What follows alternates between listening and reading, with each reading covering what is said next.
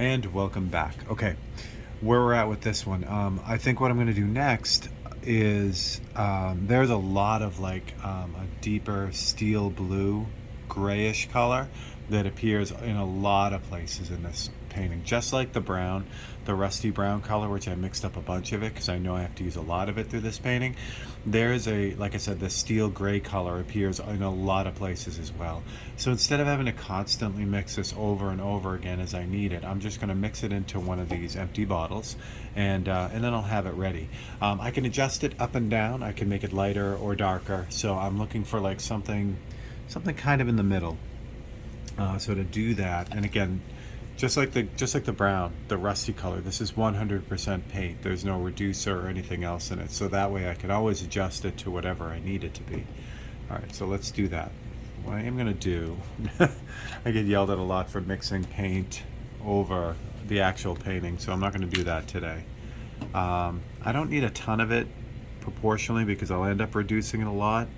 So I'm going to start with white, and it's really by eye. So I'm just going to kind of mix it right here in the bottle. The next color to get that blue is going to be, oh, of course, that was just, you can't read it because it's gone now, but that's Wicked Opaque White, which is the new, well, I keep calling it the new opaque white, but it's been out for a little while now. But you can always tell the new opaque white by the caution little thingy on it. All right, next up is Wicked Opaque Phthalo Blue. I love the binder in these Wicked colors, the opaques, so I've been using that more and more. They don't obviously have as many colors as they do in the regular Wicked line or the detail line, but they have enough. They have all the primers and they're very strong, clear colors. So, like I said, I love the binder, so if I can get away with using these, I try to. All right, so let's see what we got now. Now, the only thing I ran out of, which I didn't even realize because it's not one of those keep track inventory type things, is I buy little glass mixing, well, all they are glass beads for making bracelets. I buy them in bulk, and then I just use those beads and throw them in the bottles, and that's what, do I have one here? Well, you can't see it but you can hear it. So the mixing ball is in there. So it just helps to mix the paint. I ran out of them. I have no idea how I did that. Like I said, it's not one of those inventory items that I keep track of. So I gotta get some more of those. I get them at any art supply store has them usually in stock. You can also get just enormous, ridiculous quantities of them online. But here we go. So now I got this like sky blue. So I'm going to start balancing that with the black because I want to keep an eye on the tone of this color. So I want to kind of keep both in check at the same time. So the white just adds that body to it, that not pastel. Well, it's too much white, it'll be very pastel. But the white just gives it body and gives it a nice overall opacity, and also kind of reels it in a little bit. So, all right, so that's now a really light gray. So now that I've got it kind of set up, I'm going to add a bunch of the blue. Let's go 1, 2, 3. Let's try a few of these. Again, it's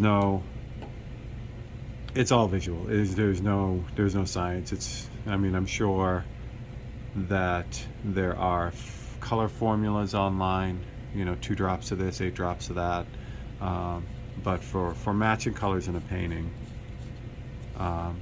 it's not, it's all done by eye. So this blue is pretty strong. Actually, it's very strong, so that's why I kind of sneak up on it. So I mean, I could dump a whole ton of blue in here, but then I'd end up having to readjust the white, and I'd rather sneak up on the color this way, because if I have to start adding white, then eventually I'll have an entire bottle of paint because I'll just be playing with it too much. All right, so that's good on the blue. So now I'm going to catch up the black. See how sky blue that is? There is black in there, but it's still, the black kind of gets pushed to the background of the strength of the blue. So do 3 drops of black, because this is the same thing. This is the opaque. That's why you don't mix paint over your painting.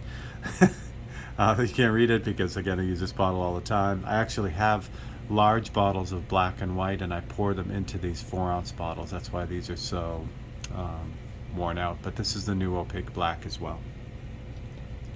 Yeah, we don't want to mix over paintings if you can help it, because that happens and that's a problem, although I do it all the time.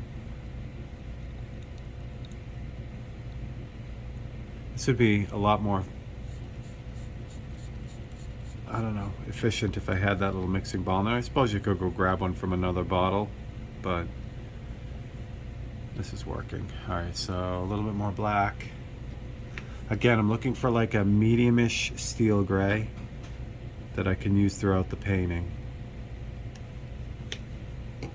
I don't mind, so that's not good that I got black up on the top, because that's eventually going to mix in, so I got to make sure I get that. So what I'm going to do is I'm going to drop the, what I'm going to have to do, because that did that, I am going to have to get a mixing ball from somewhere. Who am I going to steal? Oh, I know what to do. I know what to do. Now, let me steal this one. So I don't have a lot of paint in this one anyway. So what I'm doing is I have another painting going, and this is the tint blue color for that painting. See, there's not a whole lot of paint left. Actually, no, it's got reducer in it. I was going to just dump it in because there's not a whole bunch of paint left in there, but that's mostly reducer. And again, I want this color here to be pure. I don't want any reducer or anything else. So I'm just going to tip the bottle over. This color here, this tint blue, is easy to make. I just was using a lot of it, so so I mixed it up beforehand. I'll just mix more of it. It takes 2 seconds to do.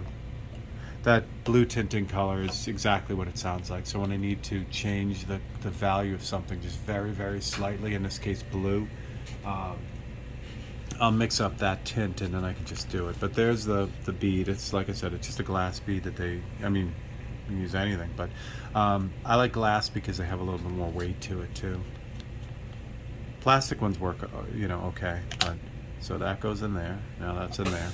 So now I can kind of get some of this black mixed in that shouldn't have kind of got up there. But we're getting real close now. Actually, we might be right there now. Yeah, that's beautiful. Do I want to go a little bit darker? Yeah, I'm going to go just a shade darker.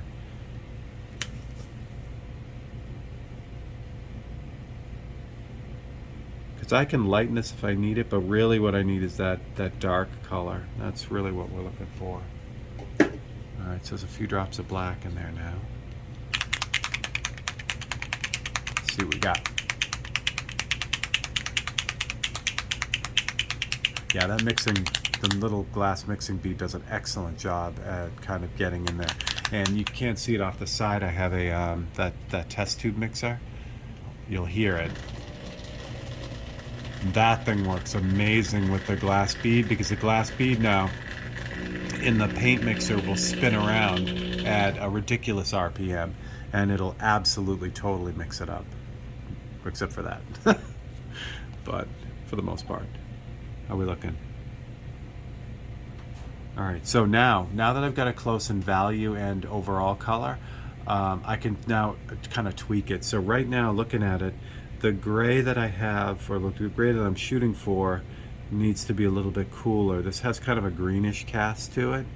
So now I can start adjusting the actual color. So for that, this is where I get into just the wicked colors, because they have so many more different colors. So for this first little adjustment, I'm going to try to bring a little bit of coolness in it. I don't want to just drop red into it to cancel the green. I want to kind of sneak up on it. So what I'm going to use is, after I mix this one up, is a little bit of detail blue violet. So this has that violet in it, which has, it's shifted towards red on the color wheel. So this will yeah, there we go. This will add a little bit of coolness to it, but also give me some of that red. And we'll add a bunch to it. There we go. Come on, one more. Huh, last one's not wanting to come out. I don't know why. That's weird. Why isn't that drop coming out? unless it's jammed. So I'm not going to mess with it, because if I go and really squeeze that and it blasts, you know, half a bottle of blue violet in there, I've ruined this color. So we'll deal with that in a second. Let's just check this out. You can actually see that greenish cast in that swipe right there. So that's what we're kind of trying to get rid of. Phthalo blue has a lot of green in it, or has a green kind of side cast to it. All right, let's see where we're at. And that didn't even touch it. I mean, it did a little bit, but still, it's still got a lot of like a sage almost color. So let me figure out now what's going on with this blue violet. Probably has paint dried in the cap. So we'll clean that out first. Let's see where we're at here. Why that says orange on it, I don't know. Sure does. All right.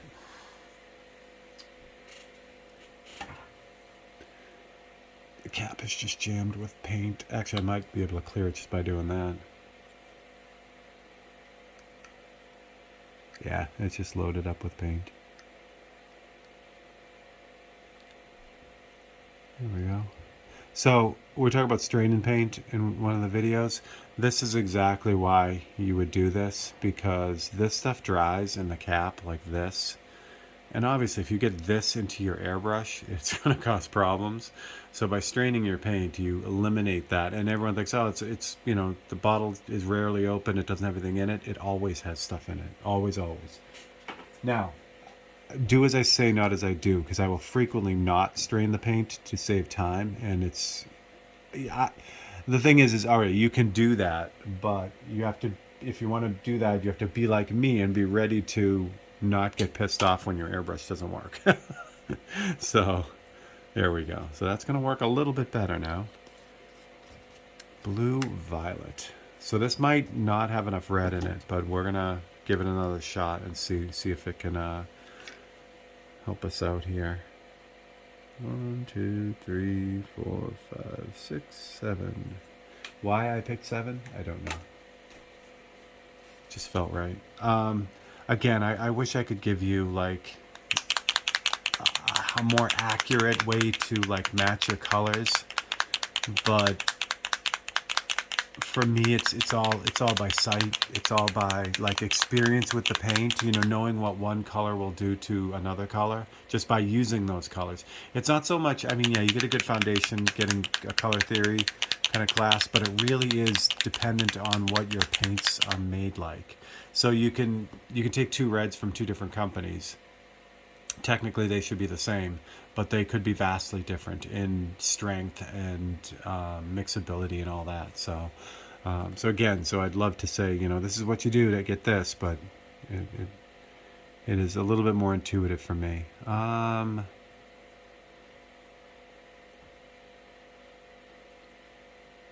See, the thing is if I say okay, this is it. This is it for the rest of the painting. If I start using this everywhere, so I'd rather get this right now. I'm on the fence. That did work. See how that sage greenish color is kind of disappearing? I'm feeling pretty good with this.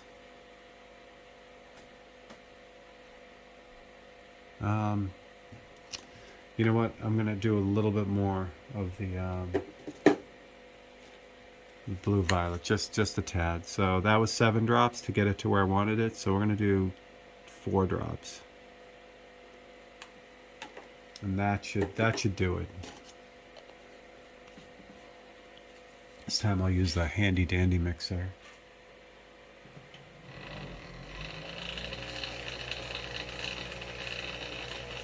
Because it does just such a good job. Alright, let's see what we got. Yeah, see that feels really good right now. Okay. Yep, that's steel, like a deeper steel gray. All that green cast is gone. Alright, so for your quick theory, the reason why that worked. So the theory behind it was when I mixed it up with the phthalo blue, like I said, it had that sage green kind of color. So the problem in that color for me was the green. So to cancel that out, you need to use the opposite color on the color wheel, which from green it's red. The thing is if I add red to directly to that, the green cast wasn't that strong. And if I had added just red to it, this would have turned into more of a violet. It would have been just red and blue. The green would have been completely blown up, and all I'd be left with was the violet. So what I did was I snuck up on it, and the main component in this color is the blue. So with blue violet, violet is heading more towards the red, so it's got some red in it, but it's still got blue in it. So by adding blue violet to this, I was able to just gently push that green out and still keep the blue. So hopefully that makes sense. That's kind of how I came up with it. And again, this comes from knowing what blue violet will do by having used the color before. So it's more of it is more of a experience type of thing that comes with using a certain paint system for sure. Now, overall, I mean, it'll still work across the board. If I had a different paint system, it would still kind of work. But how fast and how much is always different. So there you go with that. Okay, so let's see what we got here. So again, now I have 100% strength of this color. So there's only about this much paint, but once I reduce it and do all the weird stuff to it, this bottle will last for the whole painting. So that's all I need. Okay. What I'm going to do is, let's see. Come on.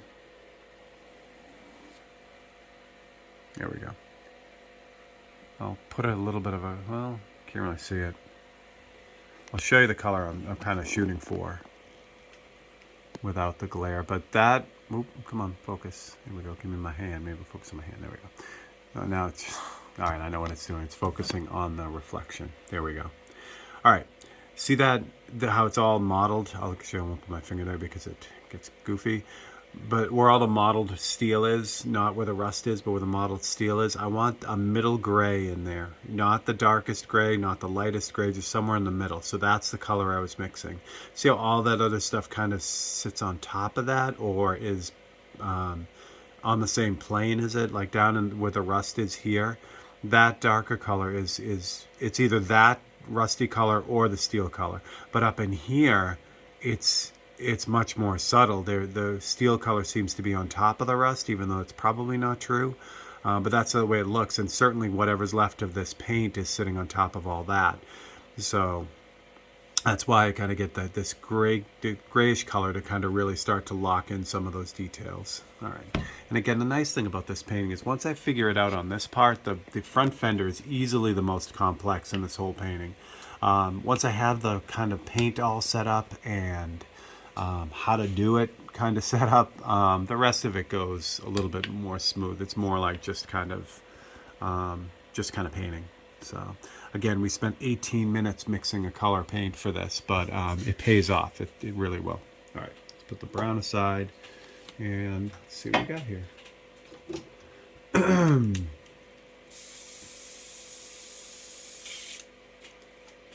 So get the reducer mix ready. This reducer mix, I've been using this reducer mix more than any other reducer mix, and I think I'm glad, because it's nice to have one, kind of stand out, and it's the 1:10 mix. Again, it's 1 part 40/50 UVLS gloss and 10 parts 4011 reducer, so that's been the go-to. So we take the steel blue and see how it runs. So we'll put a drop of this in, and this is again why this color will last a long time. And I'll put, I don't know, a bunch of reducer in this. So I want this thin. I want to kind of see what it does first, because I can still adjust it now. If it's not quite right, if it's too light or, too blue or too whatever, I can adjust it now. And again, this paint always seems lighter when it's wet or when it's in the airbrush than when it goes on. So it's going to appear a lot darker when I airbrush it. Again, it comes with kind of knowing the paint and knowing what it does. If I looked at that and said, that's way too light, and add a bunch of dark to it, now I have black, basically.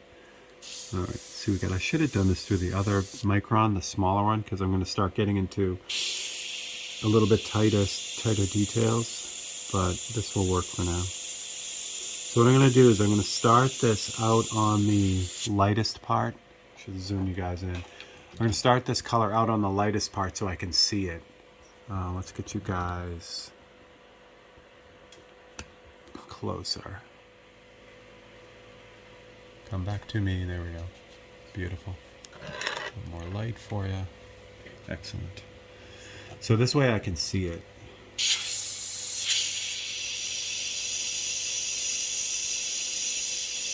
Oh man, I love it when it works. Yeah, this should be going through the other brush, the Micron B, but I'll start it with this brush. The reason why is because the Micron B will be able to deal with that thinner paint and be able to give me a little bit more control. But I can certainly get it started with this before I move on. But yeah, this color is great. It's going to work out really, really well. As I put this on, this little ridge, the ridge of the fender, I'll work on that a little bit, even though it's more brown. But I'll show you how dark this will get once I get this on here.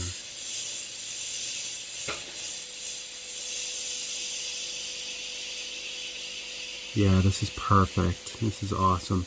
Again, if I need to lighten this up, if I need to get more like that steel gray that I started with, this lighter gray, I just add a little bit of white to this. So now I can adjust it. I can go a little bit lighter or I can go a little bit darker when I get into the really deepest, darkest details. But this is like a good medium gray.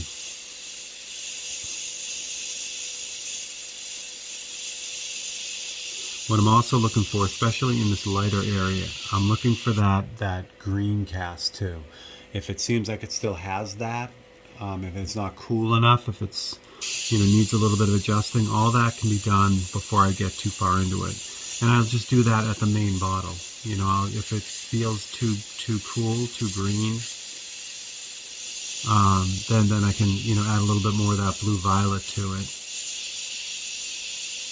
What do you think? I think it's okay. The green's not terrible, especially with the rust in it. The brownish color, that green will kind of mix well with it. But again, I don't want to change.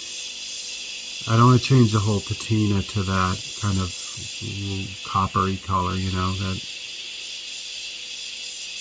Patinaed copper, really, which was what the green color will do. This is working out though. Alright, got a ridge there that's not there.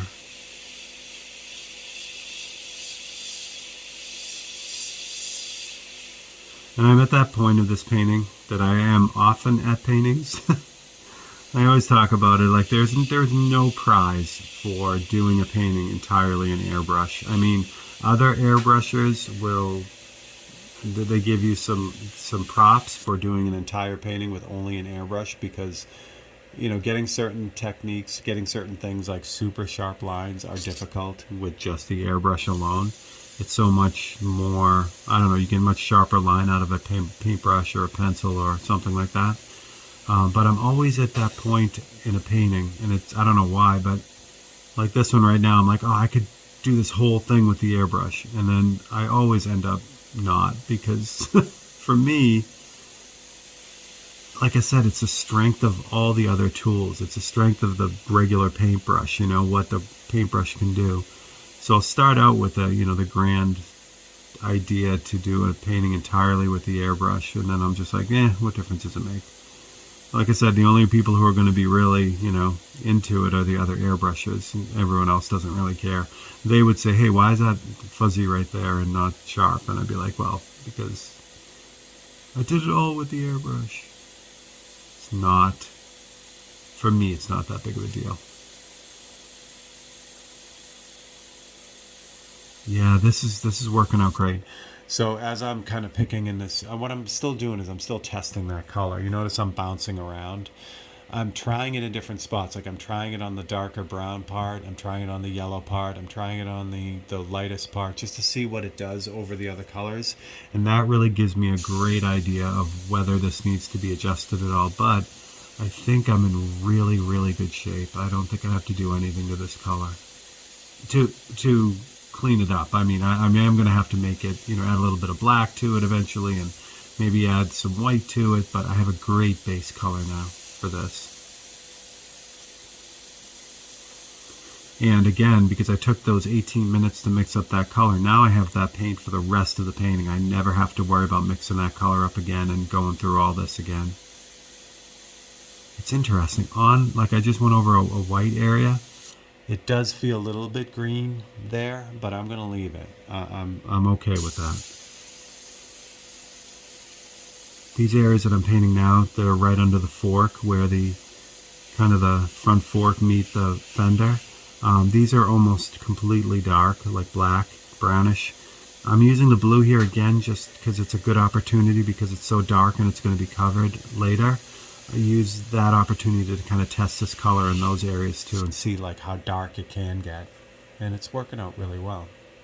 So again, I not apologize, but again, this episode was almost all mixing paint and very little painting, but again, with these open studios, you get everything. You get it all.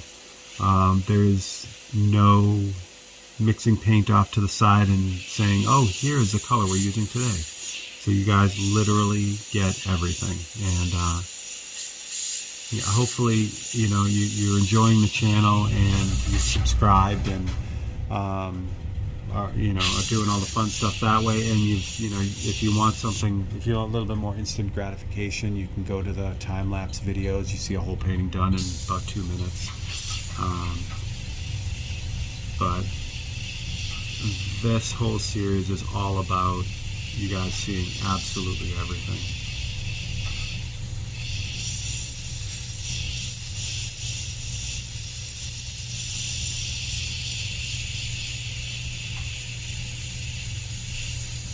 Yep, this is going to work out really, really well.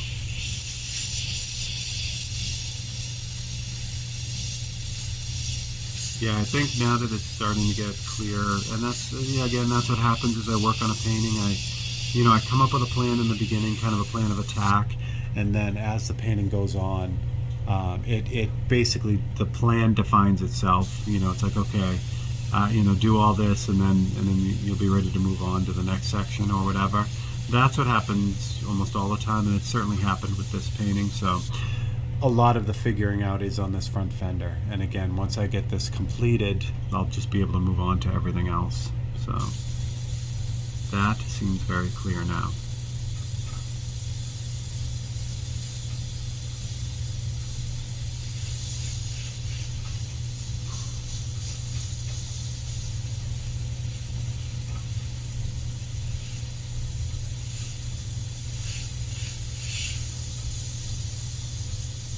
Yeah, this blue is definitely going to have to get darker, but again, that's a good feeling. It's a good feeling to spray this color and say, hey, it needs to be darker in some spots, it needs to be lighter in some other spots. That's really, really good, because if it was all in my head that it needed to be darker all the time, then this color needs to be darker across the board. I really want to feel like I have to go in both directions. Like, oh, it needs to be lighter here, or it needs to be darker here. If it's all one, then that's not really the color that I was shooting for.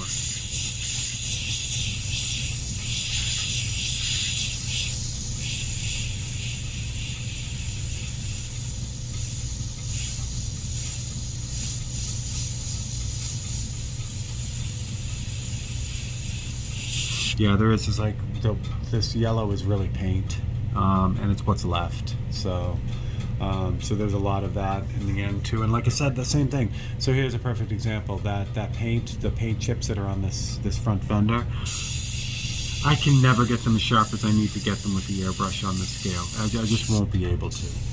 So again, that's at the point where I'd be like, okay, give me the paintbrush. Like that experiment was fun. And I have done stuff that's all airbrush, and I don't know, to me it looks all airbrushed, There's just none of that, none of that contrast of the really super sharp and the really super soft. So the sharpness comes from the paintbrush and the softness comes from the airbrush. like that contrast. All right, so there we go. Let me zoom you guys out so you can kind of see what's going on. So thank you for hanging out with me for this episode. This episode was all about mixing paint. But we now have the two biggest, or the two most popular colors in this painting mixed up. So now the work can really start. But as I back out, see how that has a nice steel gray to it? And that's exactly what we're looking for. There we go. All right, so again, if you enjoy this and are having a good time, please come back for the next episode next week. If you are having fun with it, please like and subscribe. I really appreciate it. If you have questions, please put them in the comments. That's what we're here for. If you have any comments at all, please just drop them below. That would be great. All right, so for Steve Leahy and Open Studio, I will catch you guys next time.